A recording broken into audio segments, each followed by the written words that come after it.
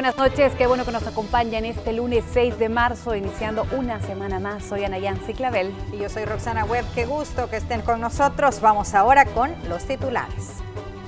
Pollo Campestre, orgullosamente hecho en El Salvador, presenta los titulares de Noticiero Hechos Estelar.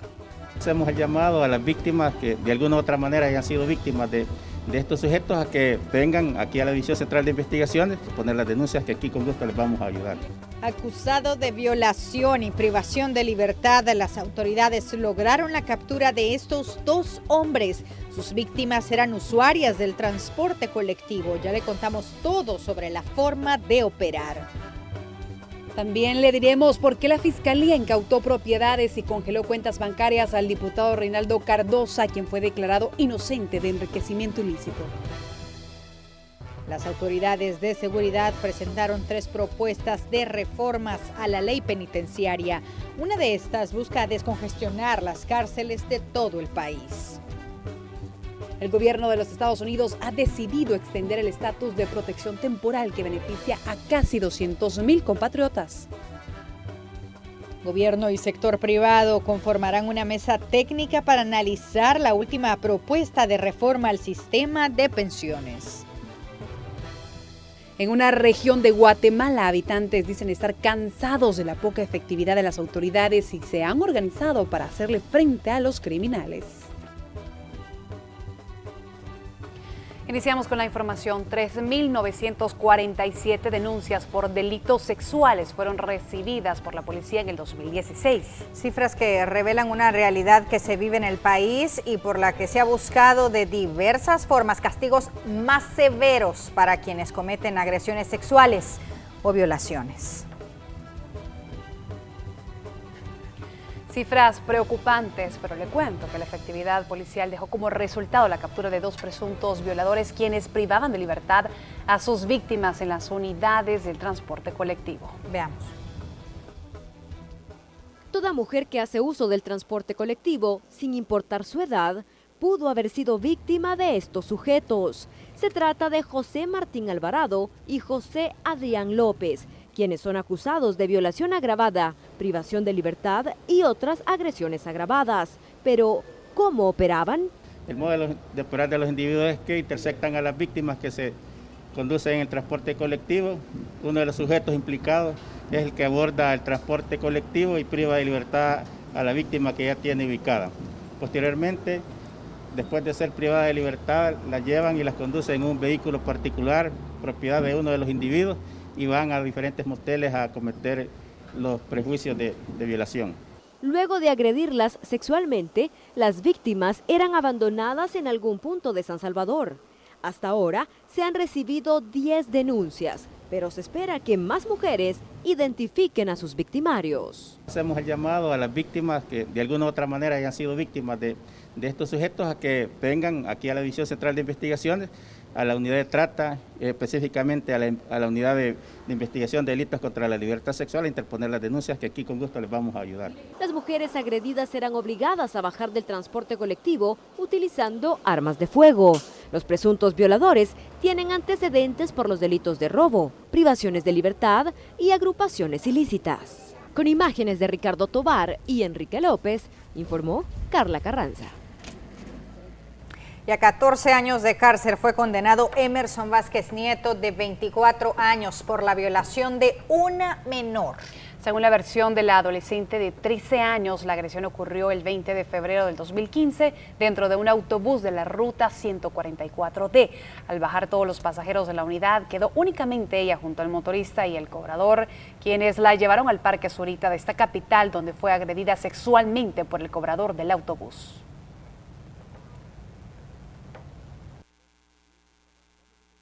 Y nuestro compañero Ingmar Batres nos tiene información sobre otro caso de agresión sexual. Ingmar, buenas noches, adelante. Muy buenas noches, estamos en frente de Medicina Legal acá en San Salvador, donde hace algunos minutos una madre y su hijo de aproximadamente 7 años de edad pues rindieron una declaración ante los doctores o los encargados acá de Medicina Legal. ¿Por qué? Por un supuesto caso de agresión sexual en contra de este menor que habría sucedido esa tarde en el municipio de San Martín. Luego de una denuncia pues la PNC llegó al lugar a constatar la presunta agresión que denunciaba su madre. Escuchemos a continuación tanto la versión de la Policía Nacional Civil y también de la denunciante. Fue una llamada al sistema que nos hiciéramos presente al Valle de las Delicias y allí nos encontramos con la madre de la víctima, quien nos pidió auxilio y procedimos nosotros a ayudarla, enseñándonos ella la ubicación donde habían sido los hechos y el sujeto se encontraba todavía en el lugar, por lo que procedimos a la captura y hacer el respectivo procedimiento. No, la señora misma fue testigo todavía, señalándolos el sujeto donde estaba y también el niño pequeño lo señalaba él y estaba bien histérico. Yo mandé a hacer un mandado a la tienda y con mentiritas me lo metió para la casa de él. Y cuando yo llegué, cuando me fui a buscarlo, que no llegaba, como él rapidito me hacía los mandados. Y vi que él no viene, dije yo, me lo fui a buscar y vi las llenitas del niño allí, al frente de la casa. Y fue cuando yo me metí, porque como estaba solo el balcón cerrado, donde me metí yo, y todavía venía el niño subiéndose el chorcito, y él también abotonándose. Bueno, eso es en resumidas cuentas lo que habría sucedido esta tarde en el municipio de San Martín. ¿Cuántos años tiene el supuesto agresor? Pues el señor tiene 88 años. Y con respecto a este caso, pues las indagaciones continúan y los peritos de medicina legal pues van a determinar si hubo violación o no. Y la Policía Nacional Civil solo en 2016 recibió 3.947 denuncias por delitos sexuales, de las cuales violación en menor incapaz fueron las más denunciadas con 1.873 casos. Compañera, la información que nosotros le tenemos a esta hora desde Medicina Legal en San Salvador. Muchas gracias, Igmar, por esa terrible información, y para los amigos televidentes que también ya viene en pantalla la representante de Semujer, Ima Girola. En breve vamos a hablar con ella para conocer estadísticas y también la importancia de que estemos atentos ante esta problemática. Así es, Roxana. Y consultamos a la población su punto de vista sobre estos casos del transporte colectivo o si en algún momento han sido víctimas de una situación como estas. Veamos. Generalmente eso sucede cuando hay mucha afluencia de personas, en las horas pico más que todo, cuando las personas vienen van para sus trabajos, más que todo están bien saturadas las unidades de transporte, y en ese momento sucede como ese tipo de acoso para la mujer. Entonces, aunque también hay mujeres que también hacen como lo mismo, ¿verdad? Que vienen y acosan a los hombres, se les ponen también encima. Yo he notado de diversidades de formas. Entonces, considero de que deberían de regularlo en el sentido de que cada unidad de transporte tiene su número adecuado para poder tener pasajeros, ya sea parados o sentados. Ahí ellos tienen estipulado cuánto pueden hacer ellos en su microbús o bus, lo que sea. Usted sabe que en el transporte viene mucha gente, ¿verdad? Entonces yo lo que he hecho pues alejarme, incluso ya les he dicho de que por qué se topa mucho, porque uno ya sabe cuando lo hacen con doble intención, ¿verdad? Entonces ya les he dicho, y ahí como que quizás alguno ha tenido así como que pena y ya, pero sí realmente pienso que es desagradable eso. Está bien en realidad, creo que es un problema psicológico probablemente que ellos tengan, y es de valorizar a la mujer, si en el caso con una mujer, aunque también le sucede a los hombres, en algunos casos, ¿verdad? Pero son extremos, ¿verdad? En todo caso, sea hombre o mujer, no es bueno porque estás afectando la dignidad de la otra persona. A mí me preocupa mi hija porque ella sale sola. Por eso a veces mejor la venimos a traer y a dejar para evitar este tipo de problemas. ¿Nunca le he comentado a ella que se haya topado con...? Bien, como no, entonces por eso a veces la venimos a dejar. Y es la seguridad que le damos nosotros para que ella se sienta segura cuando viene en el bus. Más que sale bien temprano. o a veces sale muy tarde, y entonces sí, es peligroso. Muy bien, gracias Ingmar por el informe. Buenas noches. Y bueno, como ya se lo adelantábamos, ahora vamos a hablar con Ima Girola, representante de SEMujer, para continuar hablando sobre esta problemática. Ima, muchas gracias por atender a nuestro llamado. ¿Han aumentado las cifras sobre estos terribles casos? No solo han aumentado, sino que además tenemos una situación grave donde hay un temor constante para la denuncia. Si bien es cierto, hemos podido avanzar teniendo instituciones, instancias donde se puede llegar a hacer las denuncias y programas de atención integral más o menos establecidos, también es cierto que estas denuncias que se dan apenas son, como llamamos, la punta del iceberg, la punta de una pirámide muy grande que nos habla de una legitimación y de una naturalización de la violencia sexual en nuestro país. Ima, ¿y usted nos podría decir cuál es el sector más vulnerable? Bueno, estamos hablando de niñas y adolescentes entre los 9, 10 años hasta los 19 años, pero además podemos alargarnos hasta los 30 años de edad en términos de delitos sexuales. No obstante, también tenemos a niños y a adolescentes que son víctimas de violencia sexual. En El Salvador, cada 3 horas hay una violación sexual donde más del 80% de los casos se trata de víctimas menores de 19 años y en más del 90% de los casos se trata de personas víctimas del sexo femenino.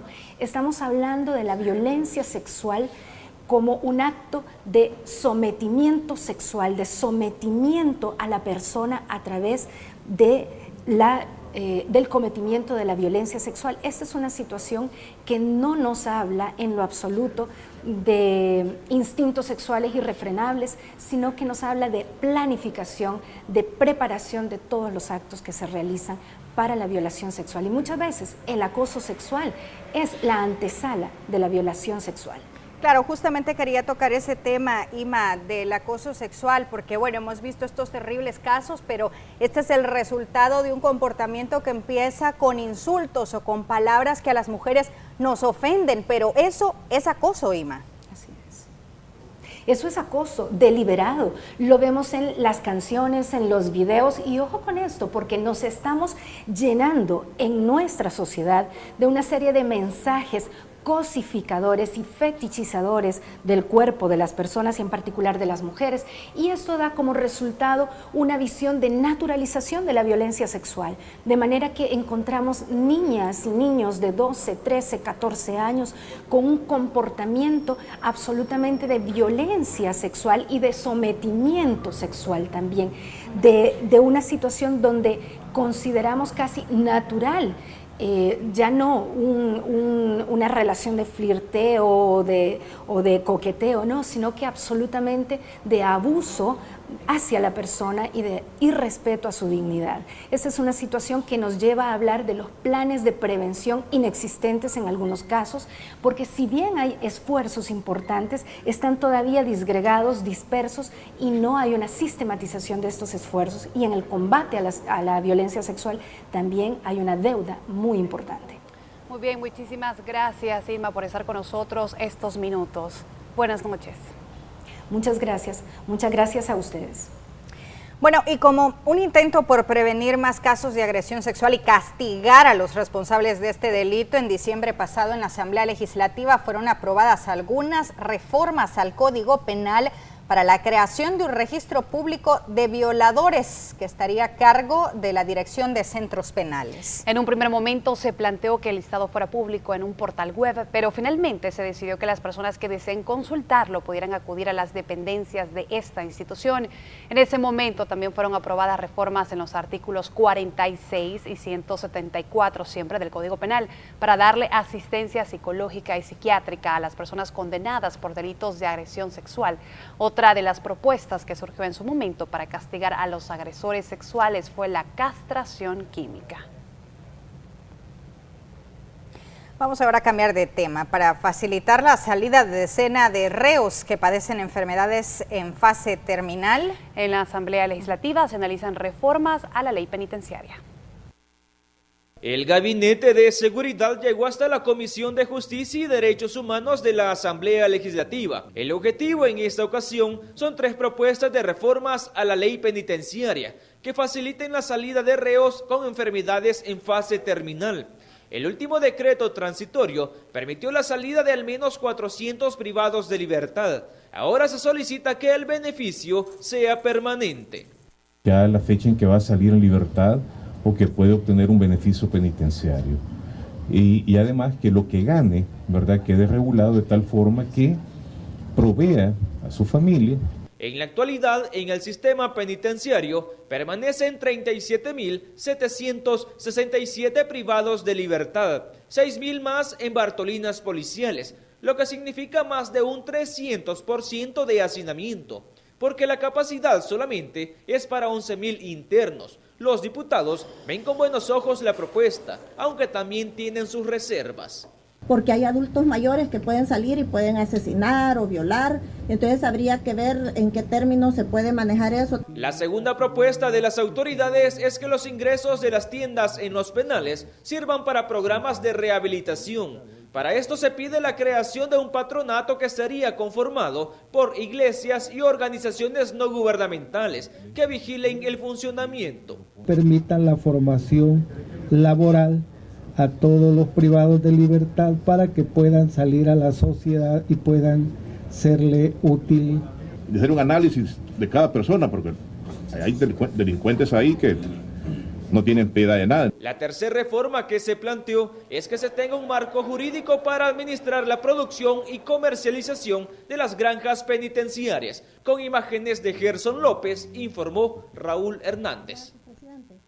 Y en el Aeropuerto Internacional Monseñor Romero fue detenido un hombre de origen mexicano identificado como Rolando Jurado Becerril. Según las autoridades, llevaba oculto en maletas $139,900 en efectivo. De acuerdo con la División Antinarcóticos, pretendía viajar a su país procedente de Perú. Las autoridades realizan un análisis científico para determinar si el dinero es falso, pues los billetes presentan numeración repetida. La Fiscalía acusará al detenido por el delito de casos especiales de lavado de dinero.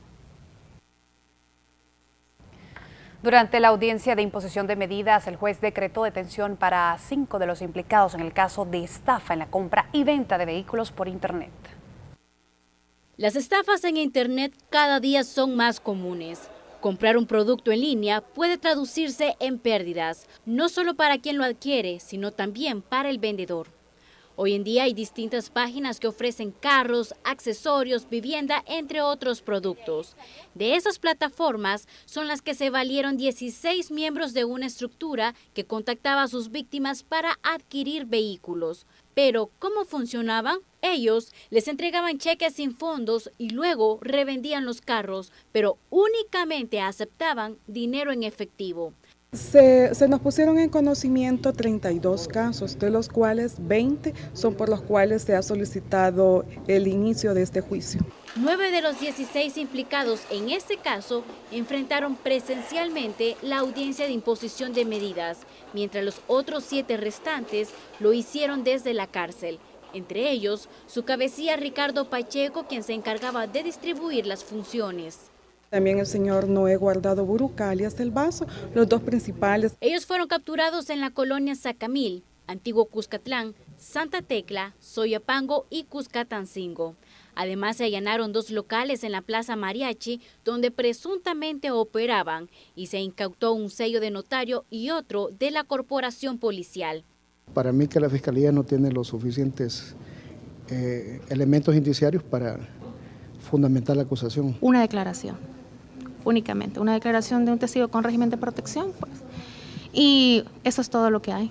Los delitos que se les imputan son agrupaciones ilícitas, estafa, falsedad ideológica y apropiación indebida. El monto defraudado, según las autoridades, fue de $174,000. Con imágenes de Juan Castellanos, este es un informe de Marcela Rivera. Y las autoridades de seguridad respondieron a los cuestionamientos ante la falta de capturas en casos emblemáticos de supuesta corrupción. Conozcamos qué fue lo que argumentaron. Los días pasan y las autoridades no muestran mayor avance sobre capturas que tienen pendientes por ejecutar de casos sonados de supuesta corrupción. Una de ellas es la difusión roja en contra del empresario Enrique Raiz y otras personas que permanecen prófugas, a quienes se les acusa de fabricar casos judiciales para favorecer al empresario. El ministro de Seguridad dice desconocer por qué motivo Interpol no emite la difusión roja. Las razones por las cuales aún no ha sido debidamente autorizada no han sido explicadas aún.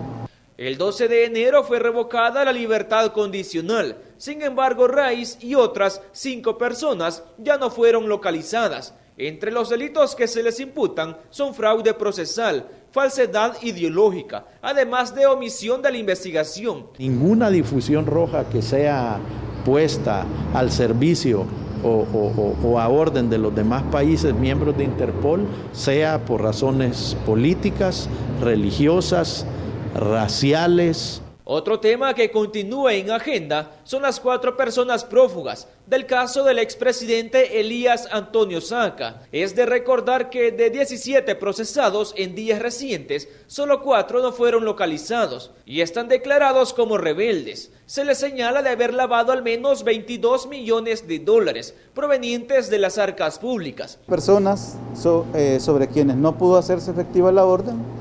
Fue por ese motivo. Ellos ya no vivían en el país y en algunos casos ya incluso de varios años. No lo recuerdo en este momento. En este caso también está procesada la esposa del expresidente, Ana Ligia de Saca, quien sigue el proceso en libertad después de pagar $250,000 de fianza. Con imágenes de Gerson López, informó Raúl Hernández. Y la Fiscalía incautó 12 propiedades y congeló 5 cuentas bancarias al diputado Reinaldo Cardosa, quien enfrenta un nuevo proceso de investigación. Veamos la nota. Pese a que la Cámara Segunda de lo Civil resolvió que el diputado Reinaldo Cardosa no se enriqueció ilícitamente, la Fiscalía insiste en lo contrario. Por eso inició un proceso paralelo de extinción preventiva de 12 propiedades y le congeló 5 cuentas bancarias. El procedimiento se deriva del informe de probidad que presentó el legislador y en el que, según la Corte Suprema de Justicia, no logró comprobar su incremento patrimonial. Las personas afectadas tienen la oportunidad de poder defenderse en el tribunal a efecto de poder desvirtuar la investigación que se realiza por parte de la Fiscalía. Según las escrituras, los bienes ubicados en los planes de Renderos, Santa Ana, Chalatenango, San Salvador y La Libertad están valorados en $230,000, pero esta cifra podría variar con el valúo de los peritos. Y el dinero encontrado en las cuentas asciende a los $105,000. La particularidad en materia de extinción de dominio es que una vez se decretan las medidas cautelares, no solo se embargan en el registro, sino que el Estado los toma para su administración y despoja del dominio que las personas particulares puedan ejercer en ese momento. Este proceso no se relaciona con el juicio por enriquecimiento ilícito que enfrentó el diputado y de donde fue exonerado de cargos. Su esposa sí fue enviada a juicio. Ahora la Fiscalía busca prevenir traspaso de bienes. Las medidas cautelares tienen por objeto garantizar que el juicio llegue a buen término, es decir, que estas propiedades no puedan ser transferidas a terceras personas. Esta es una de las propiedades del diputado Reinaldo Cardosa que fue intervenida por la Fiscalía General de la República, quien a partir de hoy cuenta con 3 meses para solicitar a un tribunal especializado el proceso definitivo de extinción de dominio y estos terrenos pasen a la custodia del Estado. Con imágenes de Enrique López, informó Carla Carranza. Reinaldo Vázquez, el expresidente de la Federación de Fútbol, fue condenado a 8 años de cárcel por el delito de apropiación o retención de cuotas laborales en prejuicio de 204 empleados. Los hechos ocurrieron durante los años 2012 al 2014, cuando Vázquez y su hermano eran los representantes legales de la empresa Mobilia SADCB dedicada a la producción de camas. Son alrededor de $400,000 en retención de cuotas del Fondo Social para la Vivienda, Seguro Social, AFP y créditos. Bueno, las consideraciones jurídicas las ha impartido ya el juez segundo de sentencia y dentro de esas consideraciones jurídicas ha realizado el análisis de prueba testimonial, prueba documental, prueba pericial que ha sido mediada por él mismo y de conformidad a eso él ha dado su resolución, que es una condena a 8 años de prisión por el delito de apropiación o retención de cuotas laborales, ¿verdad? Condenado el imputado Reinaldo Alan Vázquez Romero. Gobierno y sector privado iniciarán el análisis de la más reciente propuesta para reformar el sistema de pensiones. En minutos le contamos. Una mesa técnica será conformada entre el gobierno y el sector privado para que a partir de esta semana analicen costos y beneficios de la última propuesta de reforma al sistema de pensiones. Los costos de la implementación son los que más preocupan al Ejecutivo. El viernes el Gabinete Económico pidió a la Iniciativa Ciudadana para las Pensiones una reunión para conocer de primera mano la propuesta de reforma al sistema, hecha pública hace menos de un mes. Asafondos, FUSADES, Contradefop, ANEP, la Secretaría Técnica de la Presidencia, el Ministerio de Hacienda, la Superintendencia del Sistema Financiero y el Banco Central de Reserva estuvieron presentes. Ser como el punto de partida para la presentación ya más específica y detallada de los números y de los estudios que respaldan las propuestas que han sido formuladas. Asegura que Carlos Cáceres solicitó conocer los costos de la implementación y ante esto se acordó una próxima reunión y la conformación de un grupo de análisis. Que íbamos a tener sesiones de trabajo ya con los técnicos para revisar a profundidad los números, porque la reunión del viernes no tenía por objeto entrar al detalle de revisión de cifras. Hacer cambios es urgente. Asafondos señala que hasta julio tiene el gobierno para hacer uso del fideicomiso de obligaciones previsionales. Por su parte, el secretario técnico de la presidencia sostiene que son las AFP las que están quedando sin dinero. Aunque tengan el dinero, tienen prohibición de seguir comprando. No tenemos alternativa, hay que hacer la reforma. Uno de los puntos más rescatados por el sector privado es la mejora en la rentabilidad, que significaría a los contribuyentes un mayor ahorro en el largo plazo. Usted tiene 20 y pico de años ahorita y va a usar su dinero hasta dentro de 30 años. Si por 30 años su dinero, en lugar de estar ganando $2, está ganando $6, imagínese el poder de multiplicación que tiene eso en el saldo. El saldo que usted acumule al 2 o al 6%, cualquiera que fuera el caso, es el dinero que usted va a tener disponible para su pensión. Entre otros puntos de la propuesta está que los cotizantes puedan retirar hasta un 25% de sus ahorros. Con imágenes de Enrique López y Denis Bolaños, informó Crisia Recinos. Siempre en este tema, el partido Arena reaccionó ante la discusión que mantiene el gobierno y el sector privado por la propuesta de reforma al sistema de pensiones. Donato Baquerano, de la Comisión de Hacienda, dice que su instituto se inclina por la iniciativa del sector privado, además de cuestionar al Ejecutivo. Lógicamente, la visión que no puede estar dentro de ese contexto es la visión de quererle quitar el ahorro de los trabajadores, que a estas alturas son varios miles de millones, alrededor de 4.000 millones de dólares que han logrado ahorrar los trabajadores, y ese dinero no es del Estado. No entiendo cuál es la voracidad que tienen de tratar de acapararlo para el Estado y para que siga funcionando el Estado. Yo creo que lo importante es respetar que este sistema ha logrado recopilar esa cantidad de dinero, que no es perfecto el sistema, que hay que mejorarlo definitivamente.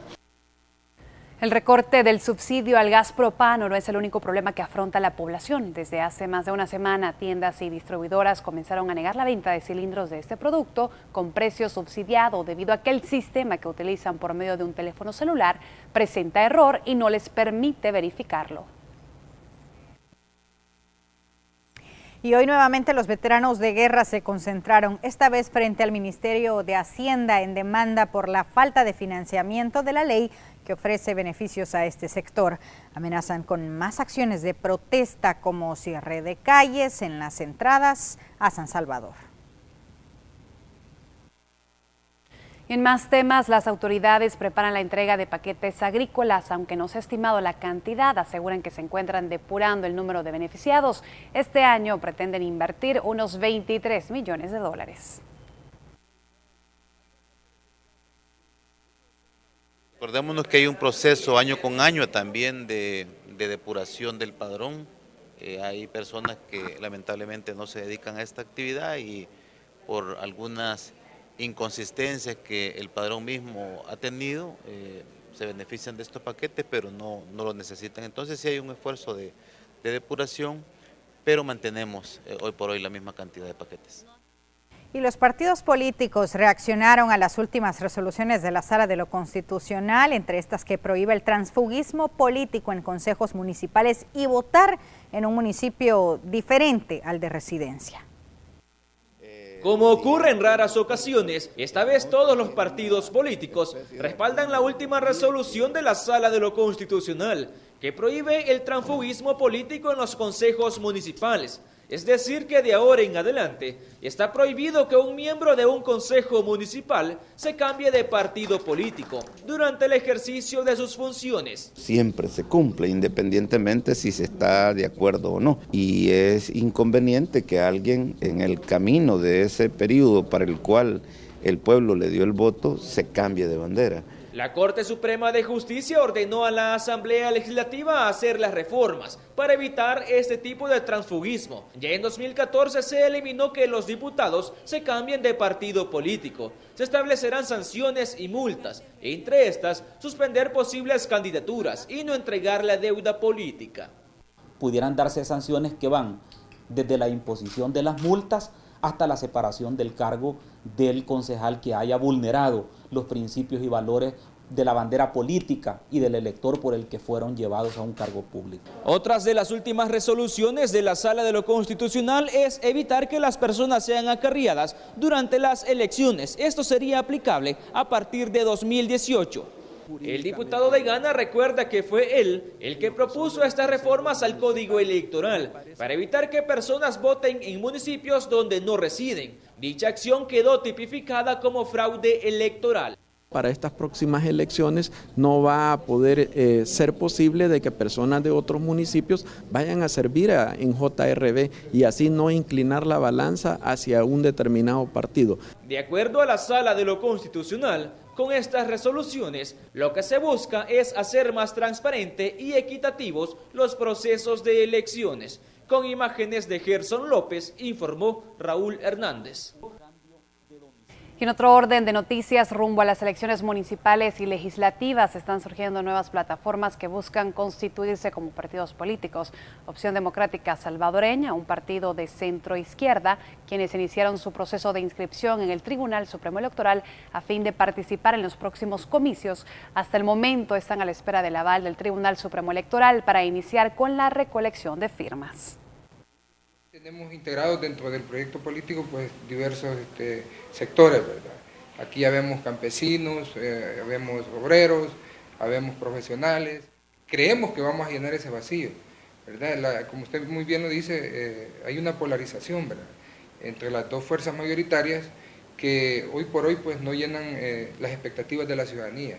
Y en vista de eso es que surge el Partido Opción Democrática Salvadoreña en Organización Podemos, por ese gran descontento a nivel de la ciudadanía, con gente nueva, rostros nuevos. Y la posibilidad de buscar la reelección es uno de los puntos que va a abordar el actual alcalde de San Salvador con la dirigencia del partido oficial durante una reunión. Nayib Bukele aún no decide si buscará otro periodo al frente de la alcaldía de San Salvador, pero confirmó que este martes se reunirá con la dirigencia del partido FMLN. El tema principal, su candidatura. Pero la decisión es personal, dice Bukele, y aclara que cuenta con el apoyo de su partido. Y pues básicamente el apoyo es unánime. Así que la decisión se torna personal no porque tenga que ser solo personal, sino porque digamos la parte que hace falta, pues la parte de que si queremos continuar en la política pública o simplemente queremos trabajar por nuestro país desde otra trinchera. El alcalde de San Salvador también se refirió a la polémica generada con la Secretaría de Cultura, que dio un paso atrás a sus intenciones de excavar 3 plazas en el centro histórico capitalino. Así que la negociación que se ha llegado, aunque todavía no se ha formalizado, pero la negociación que se ha llegado hasta ahora es de que se va a permitir que se terminen las obras y luego una vez terminadas las obras pues se pueden hacer las excavaciones que sean necesarias y si se llegara a encontrar algo, pues bendito Dios, vamos a tener un punto turístico más de lo que queremos hacer y eso va a ser un atractivo interesante. Por ahora, la alcaldía continuará en remodelación las plazas Libertad, Gerardo Barrios y Morazán. Con imágenes de Roberto Martínez, este es un informe de Gabriela Sosa. Marlon Escamilla renunció al cargo de director de Patrimonio Cultural de la Secretaría de Cultura de la Presidencia. La renuncia de Escamilla, que según un comunicado obedece a razones profesionales, ocurre en medio de la controversia que la institución mantiene con la alcaldía de San Salvador por las excavaciones arqueológicas que se pretenden realizar en 3 plazas de la capital. La persona que lo reemplazará en el cargo es la arquitecta Irma Flores. Y Ulises Rivas llegó hasta el Tribunal de Ética Gubernamental para denunciar a los magistrados de la Sala de lo Constitucional de la Corte Suprema de Justicia por violación a los deberes éticos. Esto como parte de una serie de acciones tomadas por el magistrado del Tribunal Supremo, quien fue suspendido por una medida cautelar tras un recurso de inconstitucionalidad en su contra por su supuesta afiliación partidaria. Uno de los deberes éticos que regula la Ley de Ética Gubernamental en el artículo 5, letra C, dice precisamente eso, que todo juez o funcionario público se debe de abstener de conocer de casos donde ellos puede tener algún conflicto de interés. En este caso ellos habían conocido con antelación de la propuesta de mi persona en la terna para ser electo magistrado por la Asamblea Legislativa, y además de eso yo los había denunciado en el 2002, tenían serios impedimentos o serios conflictos con mi persona. Entonces ellos siguieron conociendo, por eso he venido al Tribunal de Ética. En las noticias del ámbito empresarial se las mostramos a continuación. En temas de seguridad alimentaria, el sobrepeso y la obesidad siguen afectando a los adolescentes en el país. Cerca de la mitad de los niños se ven afectados con esta problemática. 4 de cada 10 niños padecen obesidad en el país, una problemática que afecta al menos el 40% de los adolescentes, mayoritariamente aquellos entre 13 y 15 años. Un tema que preocupa a las autoridades, pues las cifras incrementan cada año y además las enfermedades que derivan de la obesidad. El censo que tomamos, que ustedes saben, fue el año pasado. Bueno, en sobrepeso y obesidad como que vamos a mantener siempre una situación de mucha preocupación. El costo social y económico que representa la obesidad para el Estado es alto, dicen las autoridades, por lo que ven importante construir mecanismos de orientación para una alimentación saludable. Difundir, ¿verdad?, la necesidad de disminuir el consumo de azúcar, el consumo de grasas y el consumo de sal. Estamos próximamente a desarrollar una estrategia por ejemplo, con restauranteros, con panaderos, que contribuyamos en esto. Donde El Salvador lleva un paso adelante es en la desnutrición extrema. Las cifras revelan una reducción del 42%. A nivel regional, este esfuerzo es reconocido. Eso es loable porque estamos hablando de la niñez, de la adolescencia, que es ya el presente y el futuro de nuestra región. Y en ese sentido creo que también como región estamos cumpliendo nuestros compromisos con los ODS en lo que se refiere a combatir la pobreza, a cero hambre. Este lunes, el Consejo Nacional de Seguridad Alimentaria lanzó un observatorio constituido por diversas instituciones a fin de vigilar 3 de las principales problemáticas del país: sobrepeso, obesidad y desnutrición severa. Con imágenes de Manuel Velázquez, un informe de Raquel Herrera. Y lo más destacado en economía con Cristi Recinos. Muy buenas noches, Roxana, Nayansi, es un gusto saludarles. Hoy les voy a compartir un dato bastante curioso. Un artista decidió estampar el retrato de una escritora en billetes de 5 libras esterlinas, lo que increíblemente ha multiplicado su valor y hoy se consideran obras de arte. Incluso se venden por más de $60,000. Les cuento más detalles. El artista Graham Short estampó un diminuto retrato de la escritora Jane Austen en 4 billetes de 5 libras. Gastó un billete en Gales, otro en Inglaterra, en Escocia y en Irlanda. En este último se ha encontrado uno de los billetes hace una semana. En Inglaterra todavía hay uno circulando. Se pusieron a circular en diciembre del año pasado. El artista se especializa en la creación de grabados en miniatura y su más reciente obra es un retrato de la reina Isabel II en la cabeza de un alfiler. Se ha vendido en más de 100,000 libras. Su idea esta vez fue homenajear a la autora de Orgullo y Prejuicio, en el aniversario 200 de su muerte que se conmemora este año. El tamaño del grabado es de 5 milímetros y cada uno incluye una cita diferente de la autora. Es una obra irrepetible. Ahora quienes encuentren estos billetes deben compartirlos en una galería de arte también del Reino Unido. El artista ha decidido que serán subastados y el dinero se entregará de forma secreta. En una cafetería fue encontrado otro de los billetes. La persona que atendió al artista no notó el grabado. Pocos días después, ese mismo billete se convirtió el primero en ser encontrado. La nueva propietaria vive en el área. Quiso mantener su anonimato, aunque dijo que se lo regalará a su nieta. La cita que acompaña el billete dice: "Una gran renta es la mejor receta para ser feliz". Un segundo billete fue encontrado en una tarjeta de Navidad. Quien lo regaló no tenía idea que también estaba regalando más de $60,000. De acuerdo al artista, la idea inicial era que el arte circulara por las calles. Con esta información regreso con ustedes. Buenas noches. Gracias, Crisia. Buenas noches. El estatus de protección temporal, mejor conocido como TPS, fue extendido hasta el 9 de marzo del 2018 para unos 195,000 compatriotas amparados al beneficio. Los salvadoreños en los Estados Unidos podrán permanecer bajo la protección del programa 18 meses más.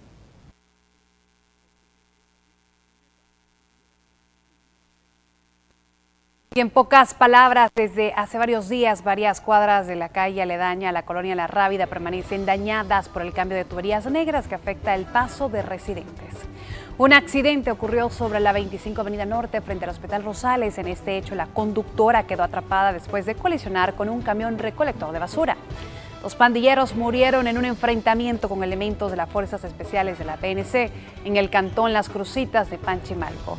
Un hombre fue asesinado sobre el final de la 45 Avenida Sur y la 14 Calle Poniente de la colonia Flor Blanca. La víctima vivía en la calle y solía dormir en las cercanías al lugar. Y el secretario técnico de la Presidencia habló sobre el nuevo recorte del subsidio al agua potable. Este iniciará el 1 de abril, variación que se verá reflejada en la factura mensual que pagan los salvadoreños por el servicio.